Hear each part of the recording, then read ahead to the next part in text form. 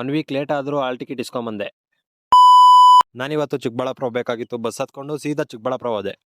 ಚಿಕ್ಕಬಳ್ಳಾಪುರದಲ್ಲಿ ಬಸ್ ಇಳ್ಕೊಂಡೆ. ಇಳ್ದಿದ ತಕ್ಷಣ ಹೆಣ್ಮಕ್ಳು ಹೆಂಗಸರು ಎಲ್ಲ ತುಂಬೋಗಿದ್ರು. ಇದಕ್ಕೆ ಕಾರಣ ಏನಪ್ಪ ಅಂದ್ರೆ ಸಿದ್ದರಾಮಯ್ಯನ ಕತೆ ಕೇಳ್ಕೊಂಡು ಹಂಗೆ 2 ಪೆನ್ ತಗೊಂಡು ಲೈಬ್ರರಿಗೆ ಹೋದೆ ಓದ್ಕೊಳ್ಳೋಣ ಅಂತ. ಲೈಬ್ರರಿಯಲ್ಲಿ 106 ಬುಕ್ಸ್ ಇದಾವೆ. ಆದರೆ ನನಗೆ ಬೇಕಾಗಿರೋಂಥ ಬುಕ್ ಮಾತ್ರ ಸಿಗಲೇ ಇಲ್ಲ. ಅಂತೂ ಇಂತೂ ಕಷ್ಟಪಟ್ಟು ಹುಡುಕ್ದೆ, ಕೊನೆಗೆ ಸಿಕ್ಬಿಡ್ತು. ಲೈಬ್ರರಿ ಆಚೆ ಬಂದು ನೋಡಿದ್ರೆ ಒಂದು ಬ್ಯಾನರ್ ಹಾಕಿದ್ರು. ಆ ಬ್ಯಾನರಲ್ಲಿ ಏನಿದೆ ಅಂದರೆ 24ನೇ ಕುವೆಂಪು ನಾಟಕೋತ್ಸವ 2025 ಅಂತ ಇತ್ತು.